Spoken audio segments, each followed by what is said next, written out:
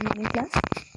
Here I came with my new video, chapter number 1, part 2. In previous video, we have learned about the natural resources, which are the natural resources and why these resources are very useful to us. In this video, we are going to learn about our first natural resource, air. So come on page number 2. The first question, can you recall what are the 5 layers of the atmosphere? Atmosphere किंवा आपलं जे वातावरण आहे त्याच्या 5 layers किंवा त्याच्यामध्ये असणारे जे 5 थर आहेत हवेचे ते कोणते आहेत? So you have to recall the answer of that question. So try to recall that and write the answer in your notebook. If you don't remember, I will give the answer in a next video. So come on our point, air.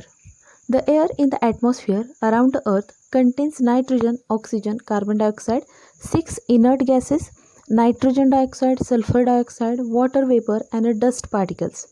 Underline this line. These are the component of air. आपल्या वातावरणात जी हवा असते त्याचे components कोणते कोणते असतात? तर त्याच्यामध्ये nitrogen, oxygen, carbon dioxide, 6 inert gases, nitrogen dioxide, sulphur dioxide, water vapour म्हणजे पाण्याची वाफ आणि डस्ट पार्टिकल धुळीचे कण हे सगळे कंपोनेंट्स असतात. The troposphere contains about 80% of the total mass of the gases in the air, while this proportion is about 19% in the stratosphere. So troposphere and stratosphere are the layer of an atmosphere, as we have learned that before. तर ट्रोपोस्फिअरमध्ये जे असतो किंवा जमिनीला लागून असणारा जो हवेचा थर आहे ट्रोपोस्फिअर, त्या थरामध्ये जवळपास वातावरणाचा 80% भाग हा एकवटलेला असतो. The total mass of gases in the air, about 80% is in a troposphere. ट्रोपोस्फिअरमध्ये वातावरणाचा 80% भाग हा एकवटलेला असतो.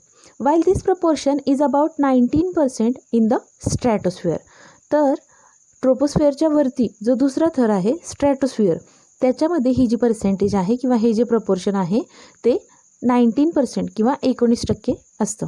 Further, in the mesosphere and ionosphere, the proportion of a mass of gases goes on a decreasing. याच्या पुढे मेसोस्फिअर आणि आयनोस्फिअरमध्ये गॅसच्या मासचं जे प्रपोर्शन आहे, मास ऑफ गॅसेस ह्याचं जे प्रपोर्शन आहे ते हळूहळू कमी होत जातं.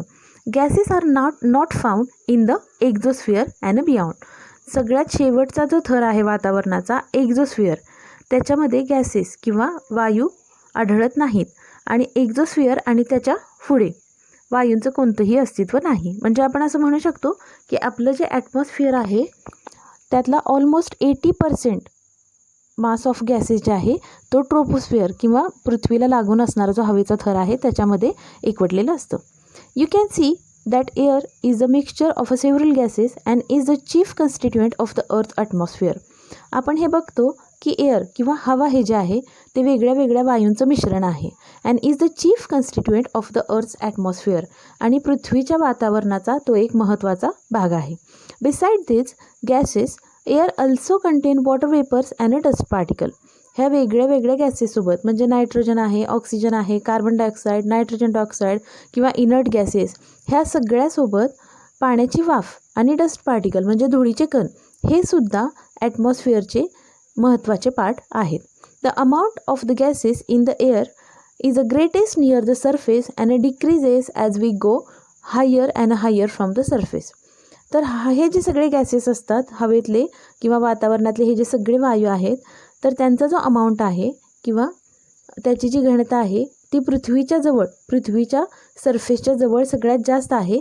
आणि जसे आपण वरती जाऊ किंवा जसे आपण पृथ्वीपासून दूर जाऊ तसे ही डिक्रीज होत जाते. ह्याचा जो अमाऊंट आहे तो डिक्रीज होत जाते. That is air becomes rare at a higher altitudes. याचाच अर्थ हवा जी आहे ती पृथ्वीपासून आपण जसे वरती जाऊ किंवा उंच ठिकाणी विरळ होत जाते. It becomes rare. The proportion of a constituent of air and some of their uses are given here. तर आता गॅसची जी the proportion of a constituent of air, हवेमध्ये असणाऱ्या वेगळ्या वेगळ्या वायूंचं जे प्रपोर्शन आहे ते आणि त्यांचे युजेस आपल्याला इथे दिलेले आहे. There is given figure 1.3 on page number 2. Proportion of the various gases in the air. हवेमध्ये असणाऱ्या वेगळ्या वेगळ्या गॅसेसचं प्रपोर्शन त्यांनी दिलेलं आहे.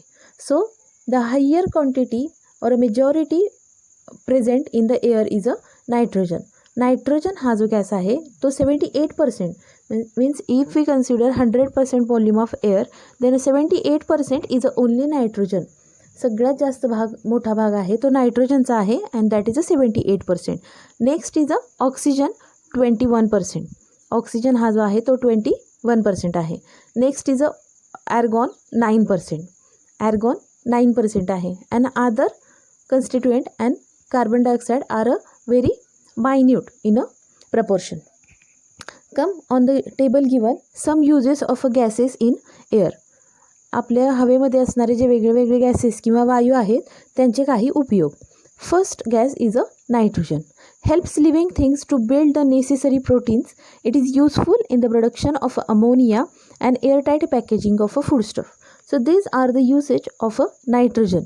लिव्हिंग थिंग्स जे असतात किंवा generally nitrogen is a very useful for a plants.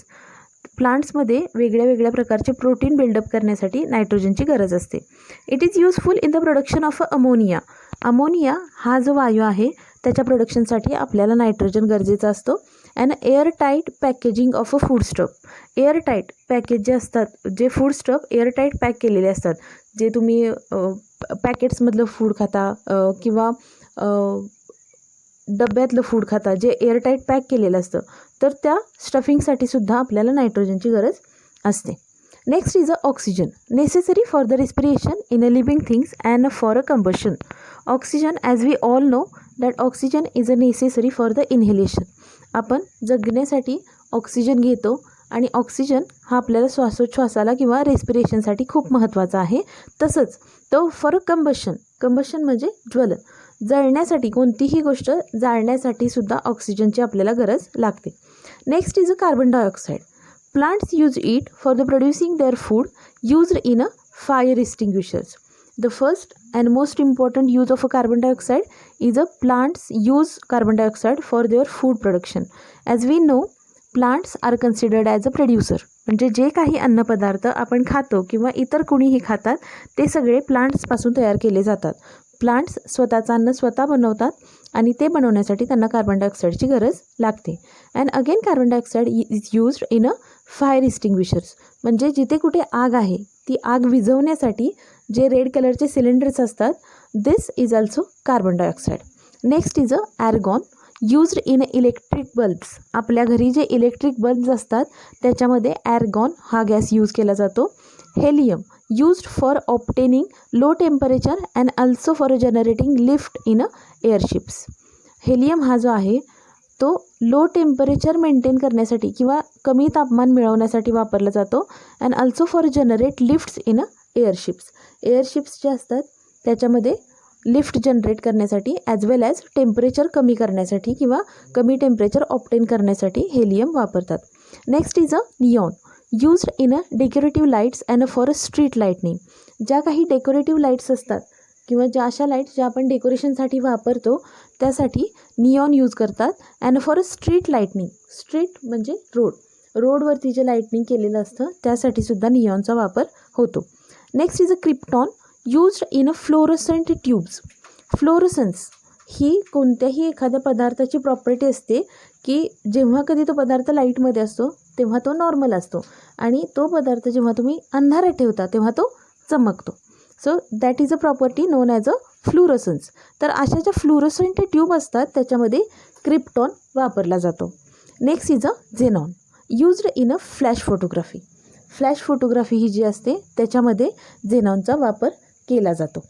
Always remember the living world on the earth is sustained due to the balance between various gases and other constituents of air. The atmosphere is a very important filter.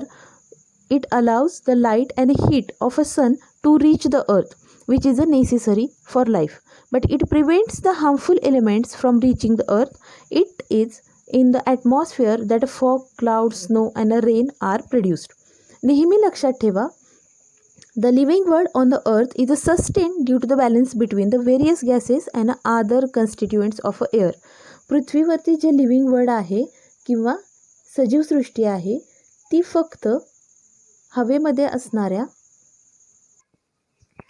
वेगळ्या वेगळ्या घटकांमुळे आणि वेगळ्या वेगळ्या गॅसेसच्या बॅलन्समुळे सुरक्षित आहे. म्हणजे living world किंवा सजीव हे पृथ्वीवरती हवेतील बॅलन्समुळे किंवा हवेतील गॅसेसच्या बॅलन्समुळे तग धरून आहे. The atmosphere is a very important filter. आपलं जे वातावरण आहे हे अगदी इम्पॉर्टंट फिल्टरसुद्धा आहे. It allows the light and heat of a sun to reach the earth which is a necessary for life, but it prevents the harmful elements from reaching the earth. ॲटमॉस्फिअरला filter असं का म्हणतात, तर आपल्याला गरजेच्या असणाऱ्या गोष्टी म्हणजे सूर्यप्रकाश आणि सूर्याची उष्णता ह्या फिल्टरमधून पृथ्वीपर्यंत पोहोचते, जी आपल्याला गरजेची असते. पण काही जे हार्मफुल एलिमेंट्स असतात जे आपल्याला धोकादायक असू शकतात ते पृथ्वीवरती पोचण्यापासून ह्या फिल्टरमुळे रोखले जातात. It is in the atmosphere that a fog, cloud, snow and a rain are produced. वातावरणामध्येच किंवा ॲटमॉस्फिअरमध्येच धुकं, ढग किंवा बर्फ, पाऊस ह्या सगळ्या गोष्टी निर्माण होतात. म्हणूनच ॲटमॉस्फिअर हे आपल्यासाठी खूपच अत्यंत गरजेचे आहे. So in this page we stop here. Try to learn all these things. I will come with the next video on page number 3. Read this, and if you have any problem, tell me. Thank you.